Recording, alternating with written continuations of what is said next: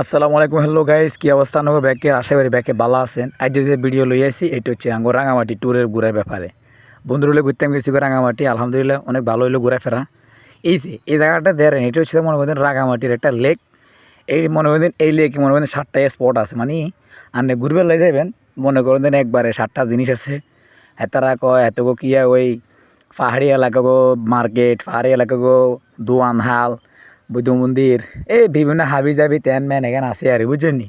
অনেক সুন্দর একটা লেক, যেটা মনে করেন খুবই সুন্দর বলে বোঝানোর মতো অবস্থা নাই। যদি আপনারা ঘুরতে চান তাহলে আপনারা দেখবেন।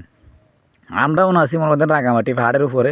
এটি হলো বাঁশ গাছ, বহুত লম্বা লম্বা বাঁশ গাছ বুঝছেন নি।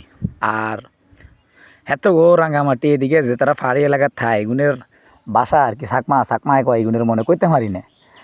বাইরে বা কাপড় চোপড় কিনতে গেছি এগুনে গেছে দে চাদর একখান লইতে গেছি বন্ধুর মাল্লাই বন্ধুয়ে কাপড় চোপড় চাদর একখান লইব।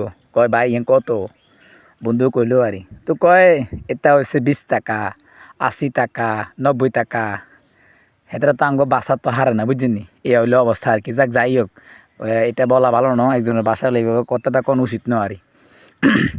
এই আর কি অবস্থা। এরপরে চলে গেলাম রাঙামাটি ঝুলন্ত ব্রিজে। ইঞ্জেনে মনে করেন আরও বালা, মানে কেমনে যে কইতাম, খুবই মজার একখান জায়গা। বিয়াল বেলা গেলে হিয়েনে মনে করেন একখান শরীর স্বাস্থ্য ঠিক থাকে, মন্দির বালা থায়। শুনেন ভাই, জীবনে টেঁ হয়েছে থাকার না থাকতে হবে, অভাবের সময় যদি বেশি ঘুরতে হারেন আমি মনে করি খুবচেয়ে বালা, সবচেয়ে বালা আরে বুঝছেন নি। কারণ হচ্ছে ভাই অভাবের সময় যদি আপনি ঘুরতে হারেন তার মানে এটা আনলে প্লাস পয়েন্ট। টেঁ হয়েছে থাকলে ভাই জীবনের সময় হইতে না, কারণ টেঁ হয়েছে এমন এক জিনিস, এটা আনে হাতে এলে আর অনেক দূর ঘুরবে হরে সময় বার করতে পারুন। আলহামদুলিল্লাহ ভাই, আমি আমার জীবনে মনে করেন যত ঘুরে ঘুরছি আমি মনে হয় কল্পনা করতাম হারি না। আল্লাহর বন্ধু করে বাঁচারা খাইতে কোনো নেখায় দান করক।